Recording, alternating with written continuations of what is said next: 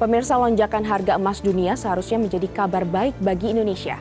Sebagai negara dengan potensi sumber daya emas yang besar, momentum ini semestinya memperkuat cadangan nasional sekaligus menopang ketahanan ekonomi.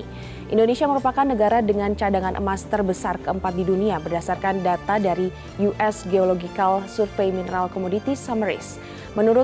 Mengutip data USGS yang dirilis pada Januari 2025, total cadangan emas Indonesia ini mencapai 3.600 metrik ton. Inilah editorial Media Indonesia Rabu 11 Februari 2026 dengan tema mewujudkan kedaulatan emas. Bersama saya Glory Nata, Anda juga bisa berpartisipasi dan berinteraksi melalui telepon interaktif di nomor 02158399100. Dan pagi ini telah hadir bersama dengan saya anggota Dewan Redaksi Media Group Indra Maulana. Selamat pagi Mas Indra. Selamat pagi, Glory. Ya, Mas Indra. Jadi emasnya mau dilepas nih. Jangan dulu ya kayaknya ya. Mas Indra, kalau kita lihat lonjakan harga emas ini kan sering kali dianggap sebagai peluang ekonomi. Betul. Dalam konteks Indonesia seperti apa? Ya sepertinya memang demikian ya. Ketika harga emas dunia meroket ya, dan kita lihat kemarin 10 Februari data emas itu hampir per gramnya itu hampir 3 juta rupiah. Artinya 2.900.000 lebih lah. Itu data yang terbaru kemarin ya. Dan hari ini nanti kita update lagi datanya. Tapi di sisi lain menjadi ironi ketika ternyata dengan kondisi yang harga emas dunia yang tinggi ini tidak membawa keuntungan bagi Indonesia. Padahal Indonesia itu seperti tadi disampaikan data dibaca di awal oleh Glory tadi, bahwa Indonesia itu menurut data USGS ya, US Geological Survey Mineral Commodity Summaries, pada Januari 2025 itu Indonesia memiliki cadangan emas terbesar keempat di dunia, mengalahkan Amerika, Kanada, bahkan Cina juga. Nah, nomor 4, 3 di atasnya adalah Australia dengan cadangan emasnya 12.000 metrik ton, kemudian Rusia juga 12 ribuan, dan kemudian ketiga adalah Afrika Selatan 5.000. Nah, Indonesia itu 3.600 sampai bahkan diperkirakan 3.800 metrik ton. Artinya cadangan emas yang besar ini harusnya membawa keuntungan besar ketika harga emas naik. Begitu bagi Indonesia begitu ya. Dan tidak hanya cadangan emas, Glory, kita lihat di sini data juga yang dikeluarkan bahwa pada tahun 2023 produksi emas kita itu terbesar ke-10 di dunia. Dan itu adalah 100 ton per tahun. Nah, ini menjadi ironi ketika BUMN kita Antam ya masih terus melakukan impor. Cadangannya besar, produksi besar, tapi ternyata masih impor karena memang kebutuhan emas tahun ini ya diperkirakan tuh 45 ton per tahun. Sementara impornya dilakukan 30 ton per tahunnya. Nah, cadangan dan produksi itu kemana kan gitu pertanyaannya. Besar loh cadangan kita, keempat dunia, bukan keempat Asia Tenggara, keempat dunia. Dan 10 terbesar dunia dalam konteks produksi. Lalu kemana kok kita masih impor yang sedemikian besar, 30 ton per tahun dengan kebutuhan 45 ton, 30 tonnya impor. Ini artinya kemana cadangan ini besar, sumber daya alam kita ini kemana kan gitu. Nah, ketika kemudian kita melihat ternyata ada beberapa faktor di situ, ini yang membuat kita geram. Salah satu faktor yang paling geram adalah maraknya penambangan ilegal. Nah, lagi-lagi soal ini nih, soal sumber daya alam kita yang dibawa kabur ke luar negeri, tidak menghasilkan keuangan benefit bagi negeri ini, kan negara ini kan mengelola untuk kesejahteraan masyarakat ya, ternyata tidak bisa dikelola karena dibawa kabur keluar. Satu, penambangan ilegal itu merugikan karena tidak ada pajak di situ karena namanya ilegal. Yang kedua juga kemudian pasokan kita menjadi kurang. Nah, ini yang menjadi catatan dan paling penting digarisbawahi dalam editorial pagi ini. Oke, baik Mas Indra, sebelum kita lanjutkan perbincangan, mari kita simak inilah paket editorial Media Indonesia mewujudkan kedaulatan emas.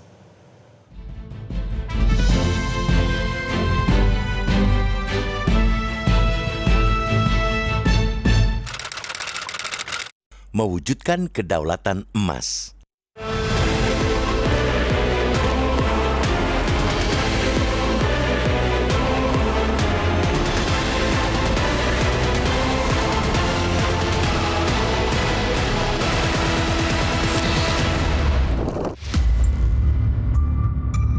Lonjakan harga emas dunia seharusnya menjadi kabar baik bagi Indonesia.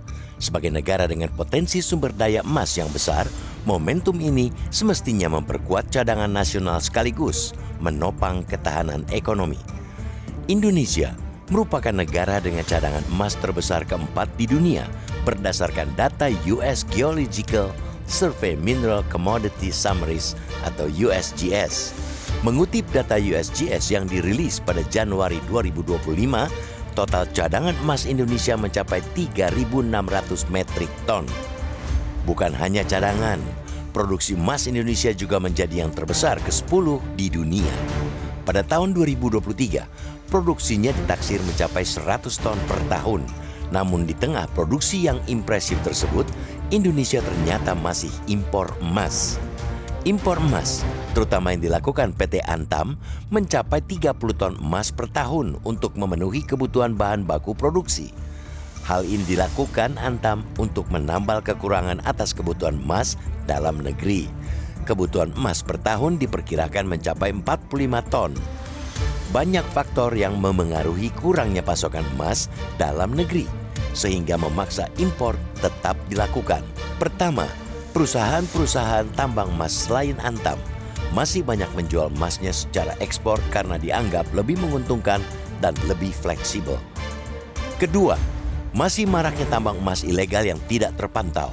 Pusat Pelaporan dan Analisis Transaksi Keuangan PPATK mendeteksi perputaran uang dalam jaringan penambangan emas tanpa izin (PETI) pada periode 2023-2025 mencapai lebih dari 992 triliun rupiah. Sebagian besar dana tersebut terdeteksi mengalir ke luar negeri melalui aktivitas ekspor emas ke sejumlah negara seperti Singapura, Thailand, dan Amerika Serikat. Tambang emas ilegal yang dibiarkan tumbuh subur tidak bisa lagi dipandang sebagai pelanggaran hukum biasa. Negara mestinya tidak boleh kalah oleh jaringan tambang ilegal yang kerap berkelindan dengan pembiaran aparat lokal hingga kepentingan ekonomi segelintir pemilik modal jangka pendek. Mereka lebih senang berbisnis emas dengan penambang ilegal karena demi mengemplang pajak. Meski pengaturan pertambangan emas telah ada sejak 1967 dan telah beberapa kali diperbaiki untuk penyempurnaan, nyatanya pertambangan emas ilegal masih marak terjadi. Sekitar 90% penambang skala kecil, yakni dengan pengolahan di bawah 1.000 ton biji emas per hari, serta penambang artisan, yakni penambang perorangan yang menggunakan peralatan sederhana, masuk ke dalam kategori penambang ilegal, atau ada pula para cukong yang rela memberikan alat produksi tambang ilegal. Untuk itulah, penertiban tambang ilegal bukan sekadar penegakan hukum, melainkan langkah strategis menyelamatkan kekayaan negara. Penegakan hukum harus konsisten dan terukur, bukan sekadar operasi sesaat yang ramai di awal, lalu senyap di akhir. Penindakan harus menyasar aktor utama, pemodal, dan jalur distribusi emas ilegal, bukan hanya pekerja lapangan yang seringkali menjadi korban keadaan. Dengan data PPATK, rasanya akan sangat membantu bagi aparat penegak hukum untuk menelusuri jalur perdagangan emas ilegal itu. Ketika emas digali tanpa izin, tanpa pajak, tanpa pengawasan, negara kehilangan potensi penerimaan yang nilainya ditaksir mencapai ratusan triliun rupiah, bahkan bisa ribuan triliun, jelas bukanlah angka kecil. Mestinya menjadi atensi sumber daya strategis yang seharusnya bisa memperkuat APBN, menambah cadangan emas nasional, serta membiayai pembangunan jangka panjang. Apalagi di masa ketidakpastian geopolitik global, emas bukan sekadar logam mulia, melainkan simbol kedaulatan ekonomi dan kedaulatan. Seperti halnya hukum tidak boleh kalah oleh praktik ilegal yang dibiarkan terlalu lama.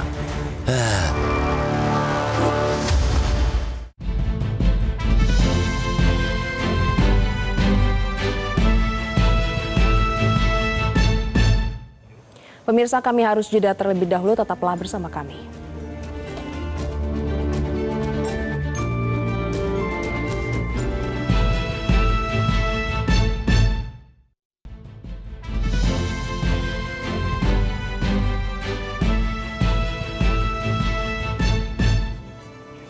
Terima kasih pemirsa, Anda masih bersama kami, dan sebelum kami lanjutkan perbincangan sudah ada penelpon Sudah ada Bapak John Veto dari Batam, Kepulauan Riau. Selamat pagi Pak John. Selamat pagi Mbak Gori, selamat pagi Bung Indra, salam sehat Ya. selalu. Ya. Selamat pagi Pak. Ya, silakan Bapak John. Ya. Mewujudkan kedaulatan emas ya. Memang saya setuju dengan Mbak Gori dengan Bung Indra tadi itu. Kita ini produsen ya, memproduksi emas itu 1 tahun tuh ngeri, tidak tanggung sampai ribuan ton itu. Tapi dan nomor 4 dunia. Tapi kita masih impor emas sekitar 30 ton setiap tahun. Ini kan ironis. Kita agak apa? Dalam kita direcoki hampir setiap hari itu masalah tambang ilegal tadi itu. Ya. Dan kebetulan memang sekarang ini emas ini boleh dikatakan prima dona, boleh juga kata momok juga. Satu momoknya yang masyarakat kita yang tidak tahu dia punya cadangan emas sedikit untuk simpanan, tahu-tahunya karena harga tinggi langsung dijual yang tidak sesuai lagi dengan apa? Karena contoh lah, 6 bulan yang lalu emas itu 1 gram itu masih 1,2 ya, 60 kalau tidak salah. Nah, sekarang udah sampai 2728. Jadi ini kan satu apa yang tidak bisa terkontrol itu apa kan. Dan lagi bagi yang ada duit, nama betul kita Bung Indra tadi, investasi aman. Dengan suasana geopolitik di internasional yang tidak menentu, Ya. ya, tambah lagi Iran apa selesai. Jadi ini memang betul, tapi kita Bung Indra tadi ini betul-betul pemerintah ini serius lah mewujudkan kedaulatan emas ini. Karena kita negara yang paling nomor 4 itu bisa-bisa jadi kita nomor 3 di dunia, terasa. Karena cadangan emas orang lain, negara lain sudah kurang. Kita makin ketemu cadangan-cadangannya. Contoh tambahan ilegal tadi yang tidak ada keuntungannya bagi Indonesia, bagi pendapatan kita. Itu aja. Memang itulah, mudah-mudahan tercapai lah ini apa yang Indonesia pemerintahan sekarang ini. Ya, diwujudkan betul. Terima kasih banyak, itu aja. Ya, baik, terima kasih Pak Bapak Veto. John. Ya, Mas Indra tadi Bapak John juga setuju dengan ironi yang saat ini ada, perlu adanya peran pemerintah. Ya, tentu saja begitu. Jadi kalau kita lihat kan, cadangannya besar, nomor 4 dunia, produksinya besar, nomor 10 dunia, begitu ya. Dan kemudian ternyata kita masih impor. Apalagi kalau ditambahkan bahwa kondisi geopolitik global ini kan juga mengkhawatirkan. Kita tidak bisa hanya kemudian bersandar pada nilai rupiah kan, tetapi selalu itu tergantung dengan dolar Amerika. Maka yang paling bisa menjaga dalam fungsi lindung nilai atau hedging istilahnya begitu adalah emas gitu. Kalau kita pernah mendengar emas hitam yang artinya minyak, itu ketika menguasai minyak maka menguasai dunia. Nah, emas juga stabil di sini. Kalau tadi disinggung soal investasi, memang dari satu sisi emas bisa menjadi investasi, tapi bisa juga menjadi hedging, lindung nilai. Nggak pernah runtuh nilai ini kalau kita punya emas. Tapi kalau nilai uang kan nilainya selalu turun. Nilai daya belinya itu bisa turun dari tahun ke tahun. 50.000 di tahun 2010 dengan 50.000 di tahun 2026 tentu sudah beda valuasinya begitu. Tapi kalau emas relatif stabil, tahan inflasi. Nah, kita punya cadangannya besar. Nah, kenapa sekarang kita ternyata seperti impor? Impor itu kan artinya kekurangan.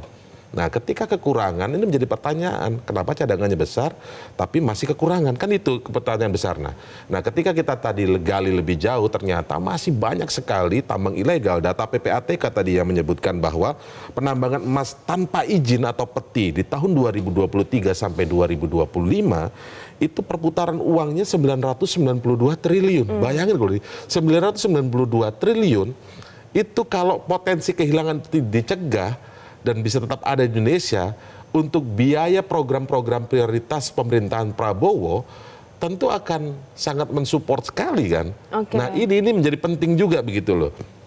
Dan uangnya itu larinya ke Singapura, ke Amerika, ke Thailand. Artinya untuk mencegah bocor-bocornya lagi ini, maka di sini Presiden Prabowo bersama pemerintahnya harus semakin tegas menjaga agar tidak ada penambangan ilegal lagi. Nah sekarang kita masuk penambangan ilegal itu seperti apa? Rata-rata yang kita tahu dalam pemberitaan itu kan masyarakat ini penambang artisan namanya, masyarakat pribadi yang menambang dengan alat-alat sederhana dan lain sebagainya, yang ngurus izin pasti susah. Tapi ternyata tidak hanya itu, ternyata ada cukong besar yang sengaja bekerja sama dengan penambang ilegal, memanfaatkan masyarakat di sekitar daerah penambangan itu dengan ilegal. Karena apa? Mereka bebas pajak. Nah, ini lagi-lagi yang kita harus cermati, pemerintah harus mulai semakin tegas menindak. Ini bukan hanya kriminal hukum biasa, tetapi sudah menjadi soal kedaulatan negara nih. Karena masih kan sumber daya alam nih. Ya, betul. Kalau kemudian banyak dibawa keluar tanpa pajak lagi, potensi kehilangannya kita akan semakin besar. Potensi kerugian negaranya tidak hanya ratusan triliun, bahkan disebutkan dalam editorial sampai ribuan triliun loh. Oke, nah pertanyaannya bagaimana seharusnya negara bisa menggeser fokus penindakan itu tidak menyasar pekerja lapangan saja, tapi ke cukong-cukong besar tadi. Kita akan lanjutkan perbincangan kita usai jeda berikut ini, tetaplah bersama kami.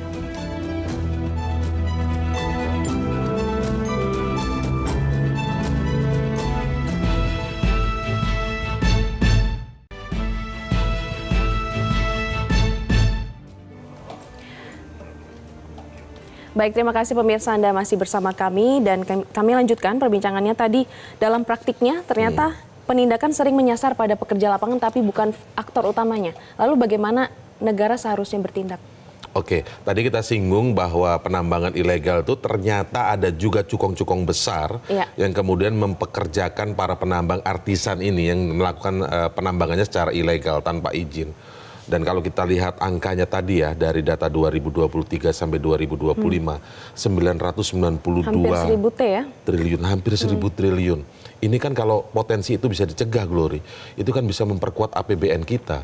Sementara Presiden Prabowo punya program yang luar biasa untuk masyarakat Indonesia, mulai dari MBG, kemudian sekolah untuk rakyat yang luar biasa kan. Sementara kesempitan finansial kita kan juga kerasa. Padahal ada yang bocor nih. Kalau dulu Presiden Prabowo dalam kampanye sering berteriak jangan sampai bocor.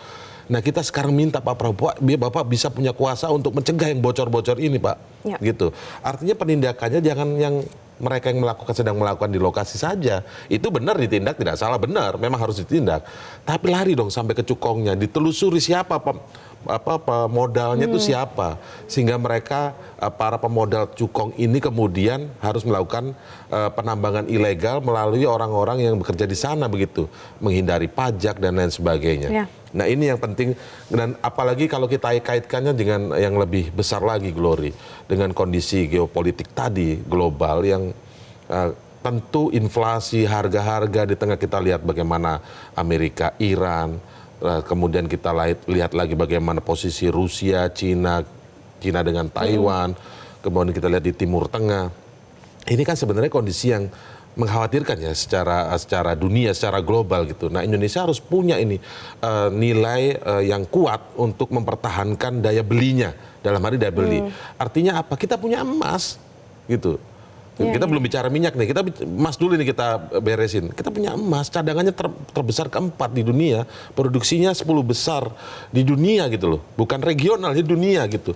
Nah ayo kita tutup kebocoran-kebocoran ini, kita minta kepada pemerintahan Pak Prabowo untuk benar-benar menghilangkan lagi penambangan-penambangan ilegal yang pasti sangat merugikan negara. Potensinya tadi disebutkan itu baru 2023-2025 ya, belum bicara tahun-tahun sebelumnya lagi itu. Kita nggak tahu lagi seperti apa kebocoran-kebocoran dari penambangan ilegal. Bahkan di sini disebutkan sampai 90% penambangan itu dilakukan secara ilegal. Nah ini yang kita mintakan, momentum kali ini harga emas dunia begitu tinggi, harusnya keuntungan ya, membawa keuntungan bagi Indonesia. Oke, baik, terima kasih Mas Indra. Mestinya memang menjadi atensi bahwa sumber daya strategis harusnya bisa memperkuat APBN, menambah cadangan emas nasional, serta membiayai pembangunan jangka panjang. Apalagi di masa ketidakpastian geopolitik global, emas bukan sekedar logam mulia, melainkan simbol kedaulatan ekonomi. Seperti halnya hukum tidak boleh kalah oleh praktik ilegal yang dibiarkan terlalu lama. Demikianlah editorial Media Indonesia untuk hari ini. Terima kasih atas atensi Anda. Selamat pagi dan sampai jumpa.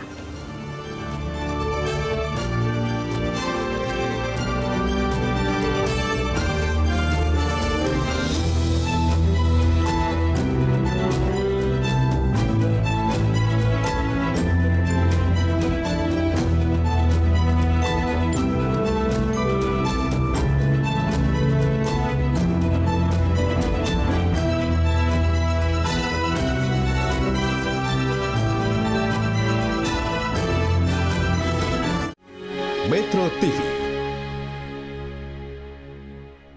Jelajahi cara baru mendapatkan informasi. Download Metro TV Extend sekarang.